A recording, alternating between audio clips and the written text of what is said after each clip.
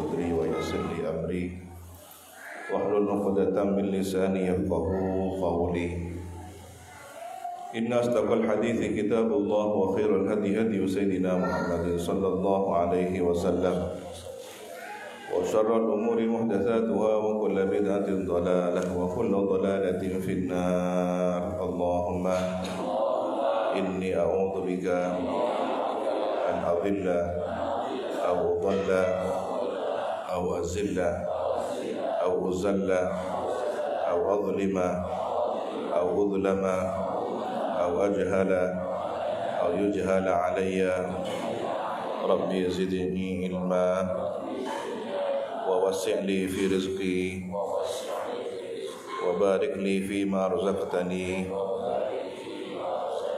واجعلني وجيها في الدنيا والآخرة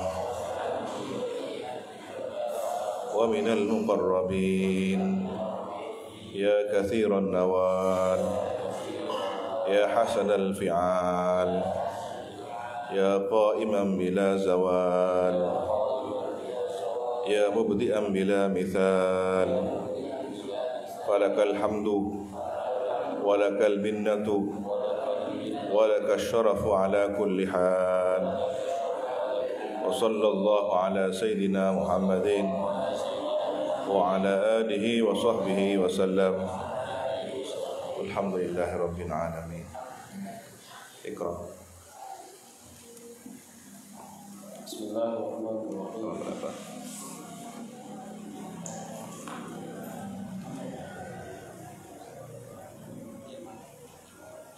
halaman 56 ini. Nah, Qira.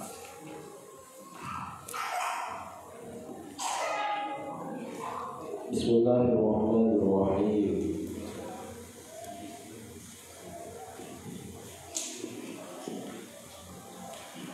Na'am. Qala al-musannif rahimahullah ta'ala wa nafa'ana bihi wa bi'ulumihi fid dharain amin. Al-martabatul ula imanul awam wa huwa iman taqlidil mahdi. Martabah yang pertama adalah iman yang awam wa huwa iman taqlidil mahdi. As-tsaniyatu imanul mutakallimin wa huwa mawzubun binaw istidlali wa darajatuhu qaribatun min darajati iman wa awami.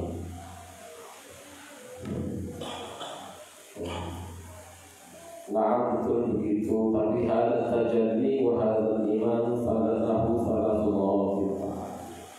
Tajalli ini dan iman ini lahu iya bagi iman salatu mawafid, ada tiga tingkatan. Al-martabatul ula imanul awam wa huwa iman taqlidil mahdi wa thaniyatu imanul mutakallimin wa huwa mamzujun binaw istidlali wa darajatuhu qaribatun min darajati imani wa awami. Wa thalithatu imanul arifin wa huwa al-musyahadatu binuril yaqin.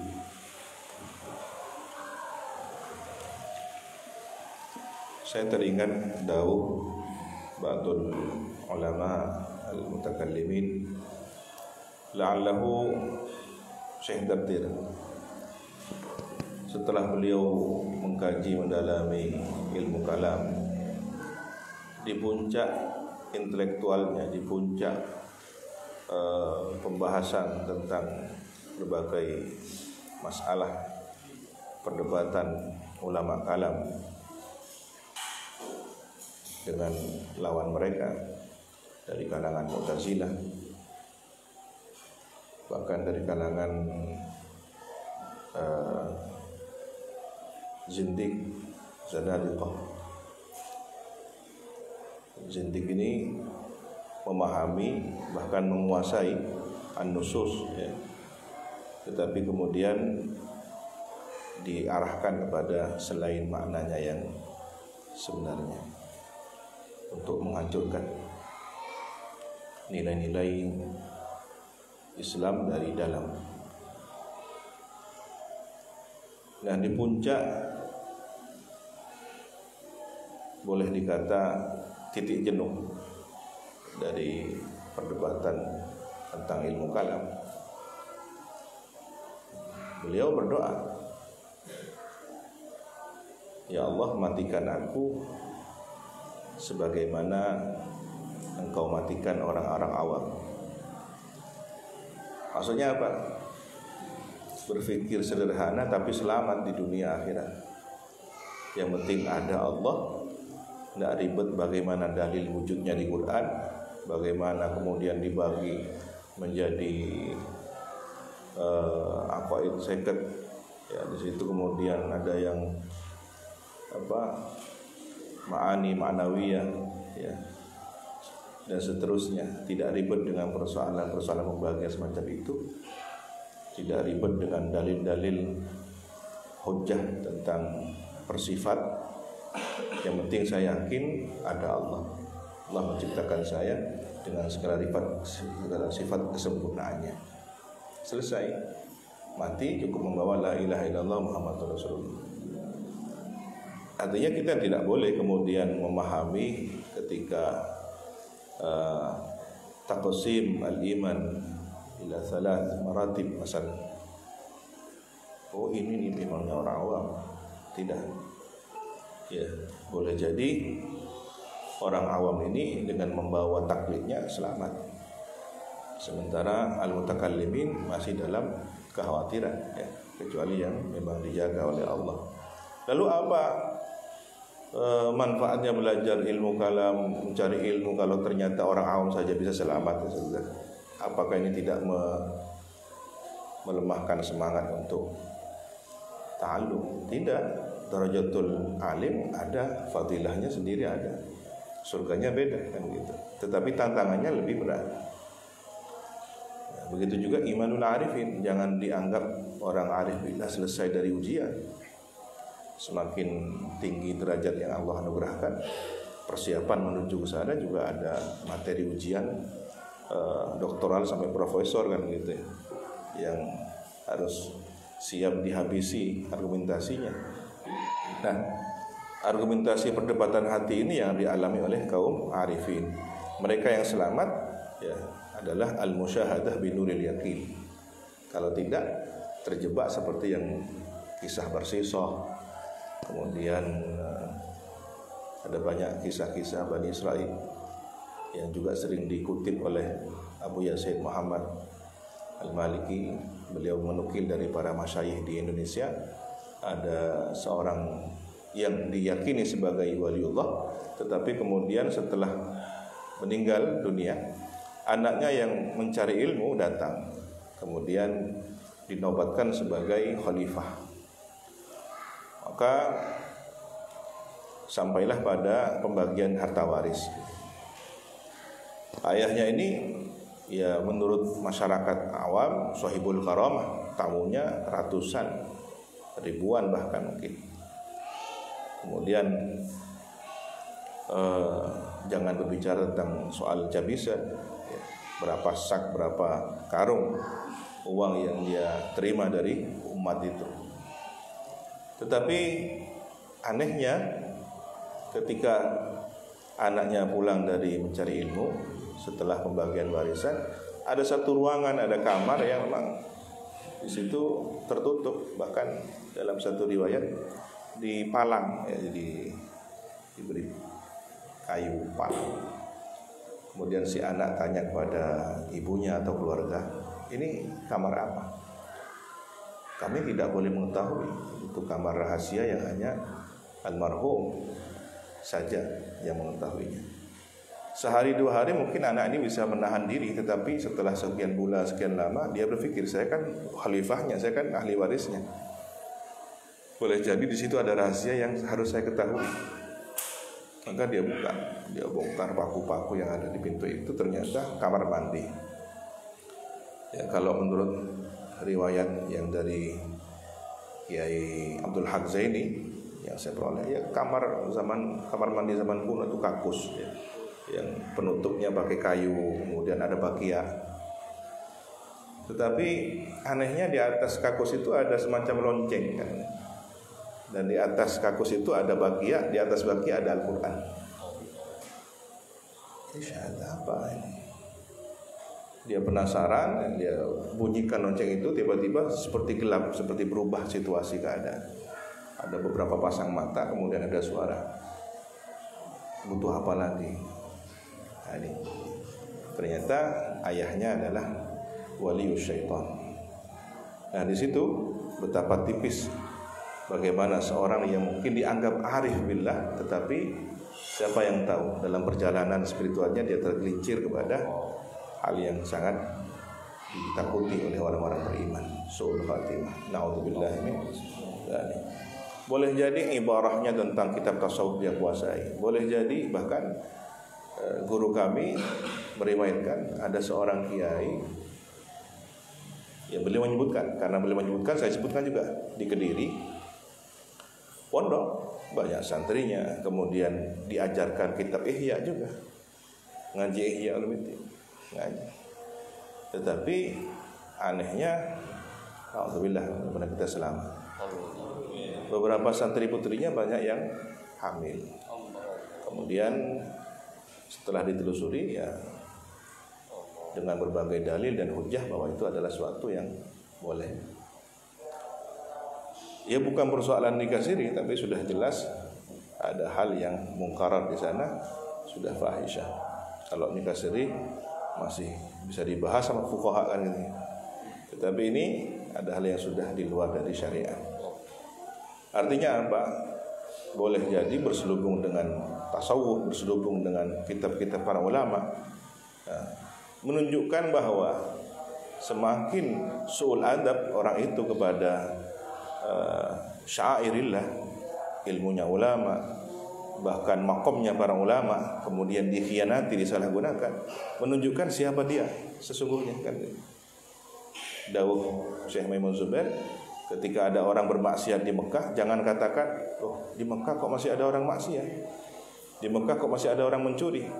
Tapi katakan ya, bahwa ketika ada orang berbuat durhaka di tempat yang suci, menunjukkan betapa dosa yang diembannya, yang dipikunya semakin besar, dan betapa buruk orang ini di hadapan Allah Subhanahu wa taala. Na'udzubillah min dzalik. Nah, Allah Subhanahu wa taala alam sawab. Babul faraj. Baru siapa yang baca selanjutnya?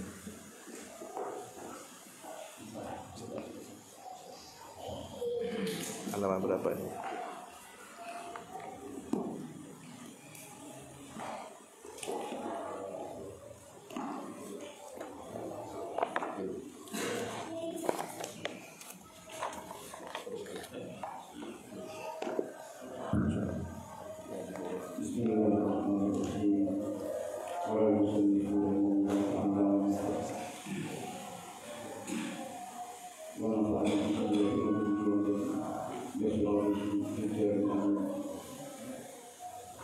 Bismillahirrahmanirrahim. Ruqyatun bi hurufil mu'jamil al-Qur'an. Wa mimma huwa bi syifai wal afiyati qira'atu hadhihi al-ayataini wa kiranya ada pertanyaan boleh. Wa kullu ayatin minhuma ju'ilat hurufil mu'jamati fasrawina wa huma ta'awudzan minasyaitonir rajim. Bismillahirrahmanirrahim. ثم أنزلنا عليكم من بعد ثم أنزل عليكم من بعد الغم أمانة وأنزل الشيطان فتنسيكم وطائفة قد أهمتهم أنفسكم يظنون بالله غير الحق والنجاحية يقولون هل لنا من الأمر من شيء قل إن الأمر كله لله يخفون في أنفسهم ما لا يبدون لك يقولون لو كان لنا من الأمر شيء ما قتلنا هاهنا قل لو كنتم في بيوتكم لبرز الذين كتب عليهم القتل إلى مضاجعهم وليبتلي الله ما في صدوركم وليمحص ما في قلوبكم والله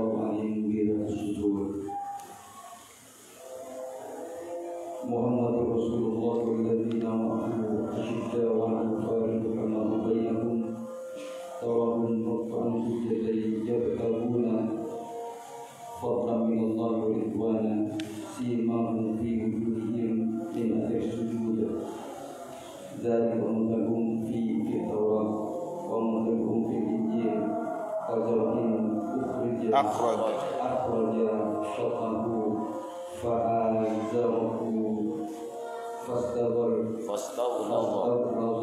fastawa ala suqihi surah liyaghiza bihim al-kufar wa anzalallahu alladhina amanu wa amilus solihati minhum maghfiratan wa ajran 'azima.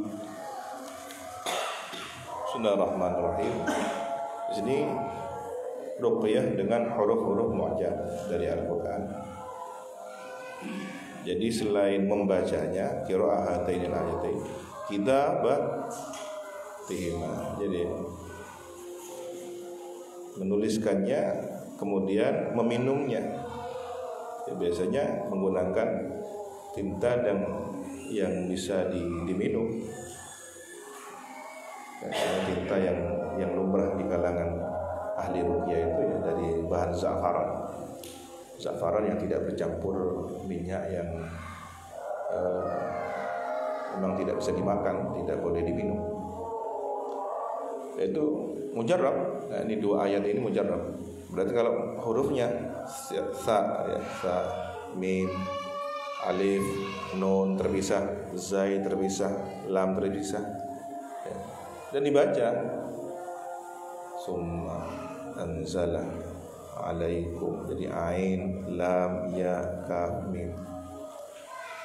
Yang kami peroleh dari para masyayikh Sukoharjo yaitu untuk orang hamil agar mudah proses kelahirannya. Jadi bismillahirrahmanirrahim, huruful mu'jam min basmalah, ba, sinnya 19 huruf itu, mim, ya, alif, lam, ha, sampai akhir. Dibuat lingkaran, ya, dibuat lingkaran biasanya di piring yang agak besar agar menulisnya pun bisa melebar dari titik tengah melebar sampai pinggirnya. Kemudian disiram, kalau ada air zam-zam ya tambah barokah air zam-zam. Nah, ketika sudah mencair, karena ini mungkin dari za'faron yang mudah larut, diminumkan, insyaallah yusahil al-wiladah.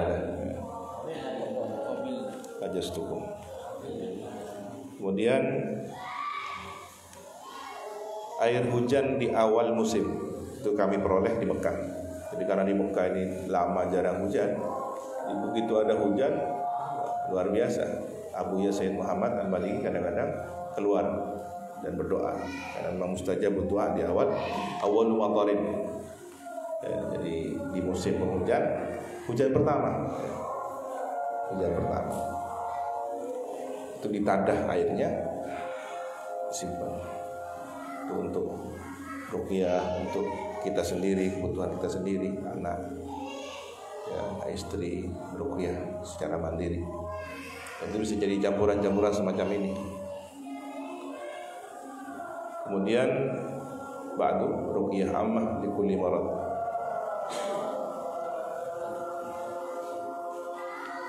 Bismillahirrahmanirrahim.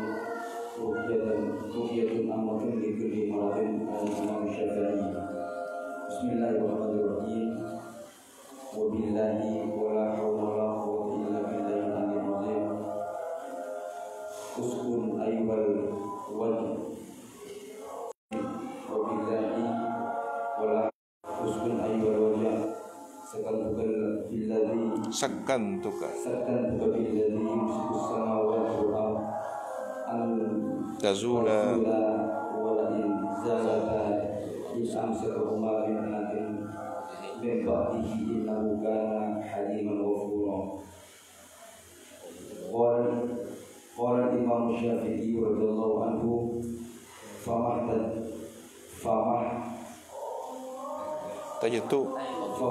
ma'hu ila tabibin qattu bi'idhnillahi ta'ala fa innahu huwa syafi. Ya, kita tahu Imam Syafi'i ini selain belajar lughah, belajar adab, belajar fikih, beliau juga belajar tibb ya. Jadi lengkap keilmuan ulama ya. Seharusnya Syafi'iyah juga ada keilmuan-keilmuan yang didalami oleh Imam Syafi'i. Ya termasuk ini ilmu ruqyah. Bukan berarti kemudian didetik ilmu dukun. Nah. Jadi mujarrab termasuk yang warid ketika Abuya Sayyid Muhammad Al-Maliki mengumpulkan ijazah beliau dari berbagai ulama dalam himpunan Abwabul Faraj. Saya ingat dahulu beliau dalam satu kutipannya seluruh zikir wirid kitab yang dimiliki oleh siapapun itu sudah berarti ijazah. Jadi tidak harus kemudian ajastukum dan semacamnya. Begitu sudah mengamalkan, memegang, itu sudah ijazah. Dan beliau ini termasuk orang yang lebih mengutamakan mulazamah. Jadi tidak terlalu menyukai orang yang hanya kolektor ijazah gitu. Kesana kemari hanya ijazah dari ulama ini, tapi dia tidak mulazamah kepada guru tersebut. Ada orang yang suka begitu. Nah, ada satu ketika seseorang datang, mungkin dikasih oleh beliau ini hanya untuk kolektor pribadinya, bangga saya dapat ijazah hadis fulan dari Syekh fulan. Dia minta, saya ingin ijazah dari antum. Apa syaratnya? Syarat beliau mulazamah majlisi. Jadi ikut hadir terus di majelisku, itu syaratnya. Kita santri beliau tidak pernah ada seremonial ajastukum qabiltun. Karena tiap hari kita sudah ijazah. Ya. Seperti musalsal bil musafaha, tiap pagi kita mijiti tangan beliau. Kita tidak paham kenapa disuruh merenggang begini. Ternyata itu juga bagian dari musafaha yang warid, yang sampai musalsal pada baginda Rasulullah SAW. Kita juga dipegang janggutnya. Saya pikir ini adalah bentuk kasih sayang beliau, rafah beliau. Ternyata ada musalsal bil qabdul lihya.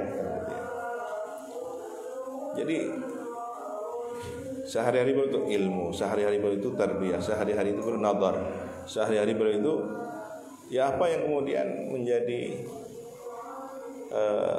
sambungan keilmuan, hal, fi'il, mawaqif kepada baginda Rasulullah SAW. Sehingga beliau Abuya Sayyid Ahmad ketika kami akan pulang dawuh, bawa semua yang ada di sini, bawa ke negerinya kami. Bahkan bukhur yang kami biasa untuk membakarnya, dupa itu bawa tradisi semacam itu. Jadi kalau ada majelis ilmu, di situ ada bukhurnya. Ya. Itu dari Abuya Sayyid Ahmad Al-Maliki. Jadi majelisnya majelis yang dihadir oleh malaikat. Ya, tapi jangan pakai dalil bukhur yang begini. Soalnya ada tamu datang ke rumah, ketemu oleh Syekh Ammar Azmi, anta ahlun nar. Bukhur ya Syekh, bukhur. La, ada mau bukhur, ada nar. Masya Allah.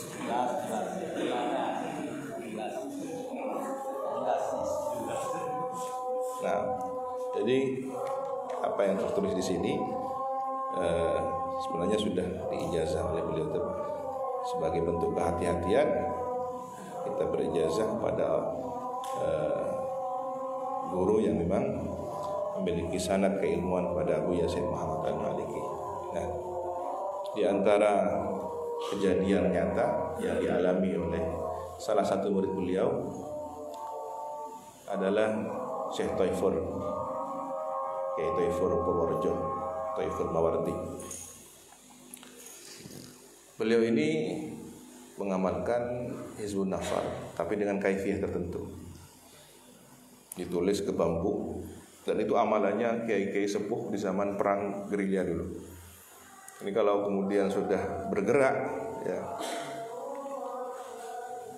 yang ada di dalam Asma Hizbun Nasr itu ini bukan dari bangsa jin ya, dari malakutus samawati. Di Bahrul Madid ada keterangannya siapa malakutus samawati itu. Ada beberapa pendapat di kalangan ulama. Malakut itu ya bukan malaikat, malakut di bawah jenis malaikat. Karena terlalu mulia kalau malaikat berkhidmah kepada manusia. Tapi kalau malakut, ya Allah utus untuk bantu para sholihin dalam perang batinnya semacam itu. Ada yang mengatakan mereka adalah arwahnya sholihin yang kemudian diletakkan di malakutus samawati wal ardh. Di antara arwah sholihin adalah dari bangsa jin, tidak ada dari manusia. Kan minnas sholihun wa minna duna dzalik. Jadi bangsa jin itu ada dari kalangan sholihin, juga ada yang tidak saleh. Nah, ketika meninggal dunia, saudara kita dari bangsa jin ini menjadi malakutus samawati. Ini katanya Sahih Bahrul Madid Ibnu Ajibah. Nah, artinya ada memang makhluk yang Allah tugaskan untuk kebaikan. Ada yang memang diutus untuk kebaikan. Abu Yazid Ahmad Al-Maliki beberapa tahun setelah menjadi khalifah, kira-kira sudah tahun ke-6 atau tahun ke-5, beliau dapat ujian berat. Ujian berat mengubah tambahan teks. Di situ diberi tambahan Fatihah kepada likulli man mujahidin fi sabilillah. Boleh cerita bahwa di angkasa ini ada pasukan-pasukan Allah yang sedang berperang membela kita, bukan yang kasat mata. Nah, kita fatihai untuk beliau. Para mujahidin itu berperang melawan al-abalisa wal ifrit wal syayatin wal jin. Nah, apalagi kita tahu bahwa di Sukoharjo ini min zaman ayam Syekh Ibrahim Kiai Samsul Arifin sudah ada peperangan semacam itu. Termasuk sejarah adzan 2 kali itu kan perang yang tidak usai ya, pernah dihentikan oleh Aba Taufir ketika Kiai As'ad berangkat ke Mekah. Engkau tak tahu, engkau tahu adzan pun sebiasa, jadi dihentikan. Terjadi kebakaran. Kemudian pernah Kiai As'ad ada di sini ketika ada terjadi kebakaran, beliau tersenyum. Kebakaran beliau tersenyum. Apa? Katonon ya. Ya jadi adzan. Apa boleh. Jadi dari Kisempo, dari Kisamsul. Sempat dikritik oleh para kiai termasuk Kiai Lirboyo. Siapa? Kiai Mahrus Ali. Ini apa Kiai As'ad kok adzan 4 kali? Dengan diplomatis Kiai As'ad jawab. Itu waktu Munas Muktamar ya waktu itu. Ini adzan untuk bentengi NU. Selesai jawabannya sudah. Ternyata kami sempat bertanya kepada salah seorang tamu ya, Sadatina minal Maghrib, Syekh Muhammad Al-Baghribi kalau salah waktu itu, cerita tentang itu. Dan kita tasih juga kepada Romo Yai Ihya Ulumuddin. Beliau tidak ingkar. Nah, saya. Dan kita temukan sendiri di Faidul Qadir bahwa ada adzan yang syar'i untuk harf al-jin. Ya, kalau di Sidogiri dibaca malam hari di 4 pojok itu. Dari Sukoharjo entah hikmahnya apa oleh Kiai Samsul diselipkan di antara adzan itu. Alhasil ada hal yang memang unik secara pandangan itu, tapi setelah kita cari rumusannya ada istidlal yang berdasar pada an-nusus itu sendiri. Jadi kembali kepada mujarrabnya amalan ya. Ternyata begitu para ulama kita yang termasuk diamalkan oleh Kiai Taifur itu. Jadi katanya kiai-kiai dulu waktu perang melawan Belanda, melawan Jepang 10 November bambu runcing itu yang ditulis. Kalau jadi ditaruh di tempatnya nanti terbang sendiri, berangkat sendiri nyari musuh yang memang dituju, balik lagi ke tempatnya, sudah ada darahnya gitu. Tapi tipis ya semacam ini. Beda tipis dengan sihir, beda tipis dengan ilmu hitam. Sama-sama bisa menerbangkan sesuatu, tetapi kaifiahnya. Saya pernah bertemu dengan seseorang curhat. Jadi waktu itu dia mukim di Mekah, saya ngurus iqomah keluar dari kediaman Abu Ya Said Muhammad pamit untuk menyelesaikan urusan iqomah, jadi visa mukim tinggal di situ. Ketemu dengan orang ini, Ustaz, udah tanya enggak panjenengan? Udah, teman manduk. Ya betul udah. Saya tidak sebutkan ya, takut ada yang tersinggung. Di suatu kota di Madura, dia mondok di sana. Ternyata sudah biasa santri-santri di situ mengamalkan mujarrabat begitu sudah. Mondoknya model begitu. Nah, kaifiyah yang dia kerjakan dia sendiri, bukan orang lain. Baca surat Al-Nur. Jadi posisinya harus berada ya sulat. Caranya sulat. Lampu harus remang-remang sekian watt gitu. Dibaca dini hari menjelang subuh. Lalu untuk melatihnya bagaimana? Dia melihat tulisan, figura atau hiasan ini dipandang dengan mata, bisa jatuh.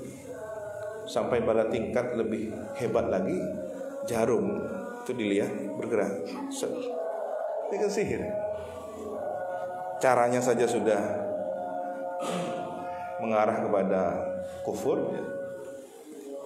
Apalagi yang kemudian sampai ditulis dengan darah haid dan semacamnya atau dibalik. Alhasil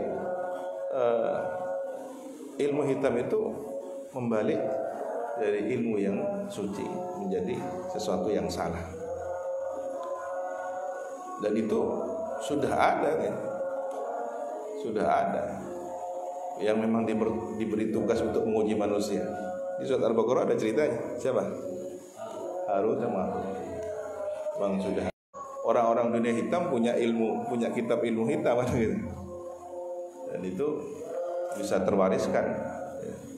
Na'udzubillah min dzalik. Semoga kita selamat.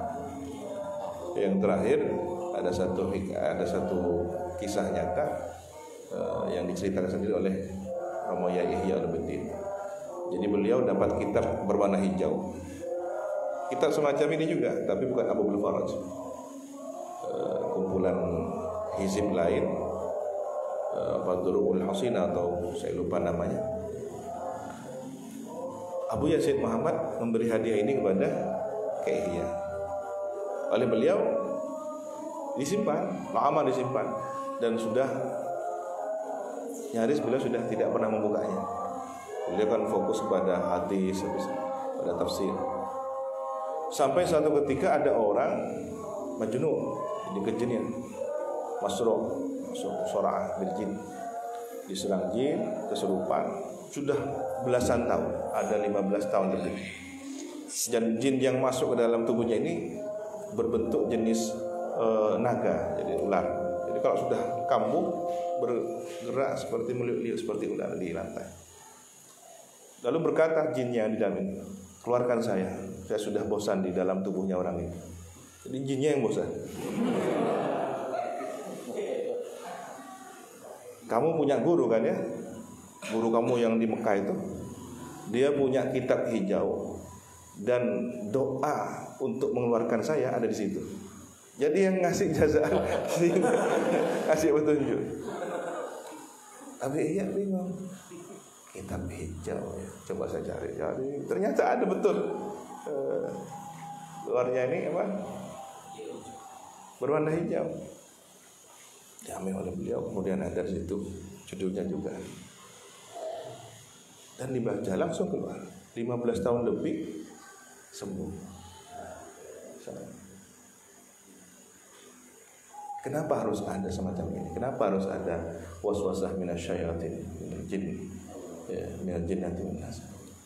Karena memang kita di darul bala, ya, darul fitan. Liyabluwakum ayyukum ahsanu amala. Siapa yang datang kepada ulama salih, siapa yang datang untuk beruqyah, siapa yang datang ke dukun, kan gitu. Ada itu. Salimna wal muslimin, yang mudah-mudahan selamat. Amin. Karena ketika sudah datang ke dukun, percaya ke dukun, apa yang terjadi? dipertaruhkan imannya. Wallahu a'lam bishawab. Cukup. Mungkin teman-teman ada yang ingin disampaikan terkait dengan pertanyaan. Kami mewakili teman-teman. Pertama, motivasi pengajian kitab Ihya dan Hikam mulanya adalah membangun spiritual menjadi lebih baik. Nah, perjalanan pengajian ini Kiai sudah 1 tahun lebih, dan anggota pengajian ini juga terdiri dari para asatidz yang mengajar di Pondok Pesantren Salafiyah Syafi'i Sukorejo, juga para khadimin, juga para hadam yang juga mengabdikan kepada Pondok Pesantren Salafiyah Syafi'i Sukorejo, juga teman-teman yang lain. Nah, ada kegelisahan dari sebagian teman-teman bahwa kami sudah ngaji Ihya, ngaji Hikam, ajarannya begini, tapi kenapa ibadah kami ini kok udah naik-naik begitu? Ini bagaimana bisa memompa semangat ibadah sehingga menjadi lebih semangat? Kira-kira tips-tipsnya itu bagaimana gitu ya? Apakah memang kami khawatir termasuk orang-orang yang disampaikan oleh Kiai tadi ngaji kitab Ihya ternyata justru malah fatal begitu ya? Apakah harus ada guru khusus atau bimbingan khusus atau wiridan khusus atau bagaimana? Mungkin begitu yang selama ini difikirkan oleh teman-teman dan masih belum ada solusi jawabannya. Terima kasih. Bismillahirrahmanirrahim. Kegelisahan itu bisa menjadi kekuatan. Bagaimana mengubahnya menjadi energi kekuatan? Jadikan khauf war raja sebagai doa pada Allah. Ya Allah, saya sudah. Dan sebenarnya merasa kurang sempurna dan terus ingin memperbaiki itu satu sisi baik,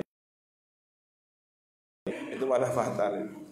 Jadi terus diperbaiki, merasa kurang, merasa tidak benar, merasa lain, terus bukan kemudian dibiarkan, tapi kemudian dibenahi. Nah, apakah ada guru khusus, apakah ada kaifiyah khusus?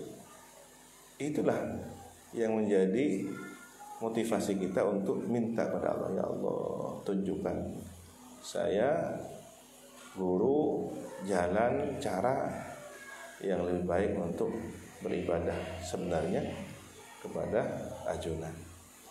Dan salah satunya adalah memperbanyak Allahumma inni ala dzikrika wa syukrika wa husni ibadatika. Nanti dibimbing oleh Allah. Boleh jadi dipertemukan dengan orang-orang saleh yang kemudian menunjukkan kita, membimbing kita. Tapi hati-hati ya, tipis sekali. Itu ada kejadian, pengalaman santri ingin mendalami itu, ingin ya makom apa sudah, dia termotivasi tetapi salah jalan. Akhirnya ketemu dengan orang yang menjalani solok, tetapi bukan dengan cara yang baik dan benar. Targetnya adalah ketemu KSA, targetnya adalah mencapai derajat kewalian. Tetapi ada yang janggal di situ. Kejanggalannya apa? Gurunya jelas orang yang bermasalah. Gurunya jelas orang yang tidak bisa diteladani. Dan fatalnya lagi itu ada di lingkungan Sukorejo kan gitu. Jadi kalau dulu ada bahasa Sukorejo jeding raja, pacarina raja. Artinya di sumber ilmu ini ada saja kotoran-kotoran yang boleh saja menyesatkan kan. Maka hati-hati kalau kemudian salah memilih teman, salah memilih cara berbaiyah ya, cara bersama-sama. Kadang sosok guru membimbing kita itu sebenarnya adalah orang yang seperti teman kita, bukan kemudian duduk berwibawa kemudian gitu. Nggak harus gitu. Kadang diskusi curhat, itu guru kita sebenarnya. Itu yang Allah utus untuk membimbing kita. Tapi dia seperti teman, dia seperti bersuhbah. Tetapi dahulu-dahulunya setelah kita lakukan justru membimbing. Ada pertarungan batin, ada. Benar nggak omongnya ini? Nanti akan ditemukan jawabannya. Kalau tidak cocok, tidak akan ada dalilnya. Ya, kita kalau kemudian diberi ilmu oleh Allah, apalagi fuqaha ya, suka mencari istidlal, hujjah. Nah, ada nggak dalilnya? Katanya kalau kemudian seseorang yang sholat diberi pancaran cahaya, ya. Ini kan ungkapan bahasa-bahasa yang ada di sekitar kita. Ya nurul ain. Siapa ya nurul ain? Baginda Nabi. Kenapa disebut nurul ain? Kalau kita permudah terjemahkan bahasanya cahaya mata. Mata kita ini kan melihat dengan cahaya. Kalau tanpa cahaya kan gelap gulita. Visualisasi mata kita ini, retina ini tidak bisa mengobjek sesuatu kecuali dibantu oleh cahaya. Tetapi itu adalah mata kepala. Sementara nurul ain di sini adalah basirah, mata hati.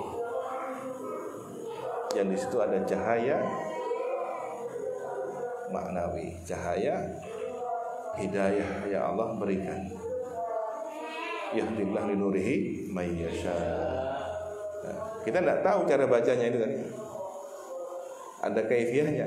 Kalau kita ingin dapat petunjuk itu saat membaca Yahdillah linurihi may yasha, kita masukkan kepada man itu may yasha. Abad terus masuk akal may yasha. Masukkan kita kepada may yasha itu. Mudah-mudahan kita adalah orang yang dikehendaki oleh Allah Subhanahu wa taala. Ini kan jarang diketahui oleh banyak orang. Kita ngaji aja dilewati ya, bahkan ngajinya kadang-kadang ya, sardan dibaca begitu saja cepat, sehingga tidak ada athar, kurang.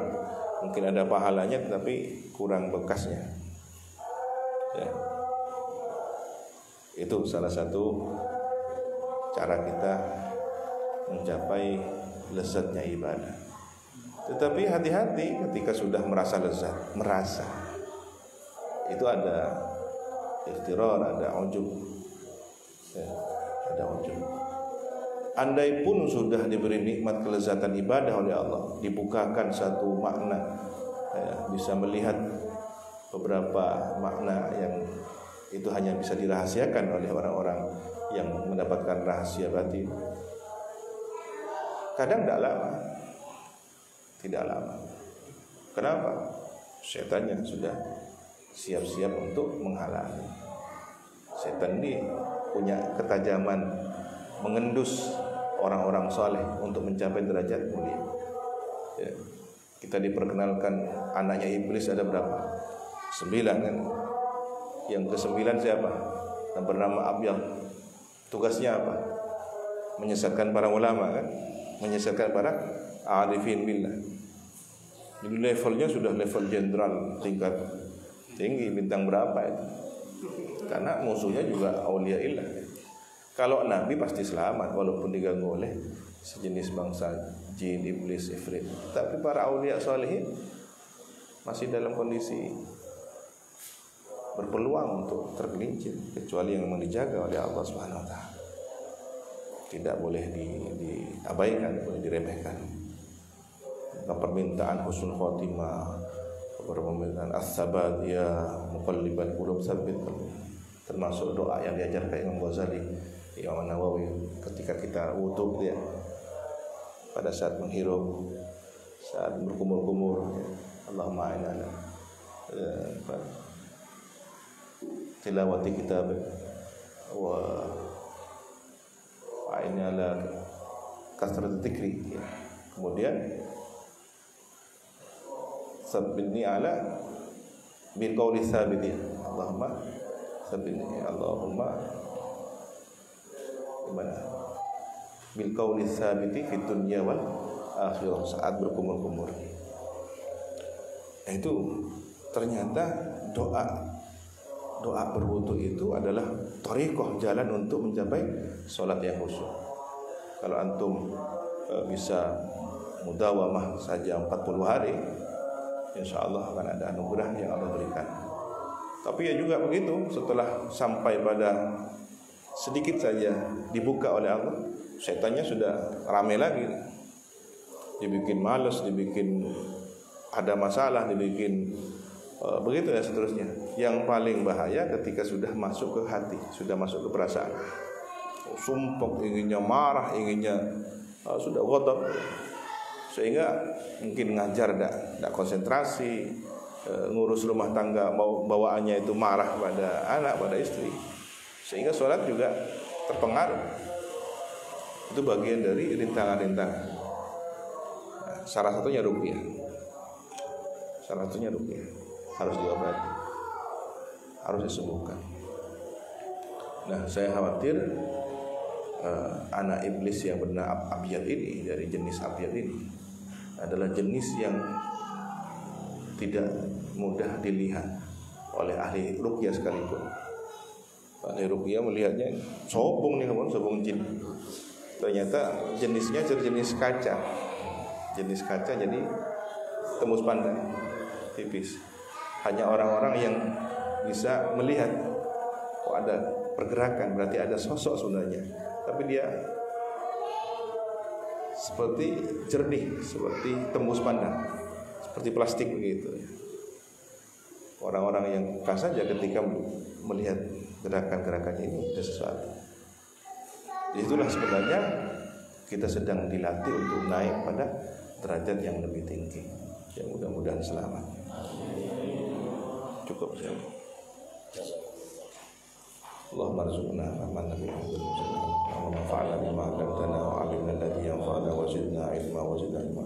Subhanakallahumma wa bihamdika asyhadu an la ilaha illa anta astaghfiruka wa atubu ilaik. Wa sallallahu ala sayyidina Muhammadin wa ala alihi wa sahbihi wasallam. Alhamdulillahirabbil alamin.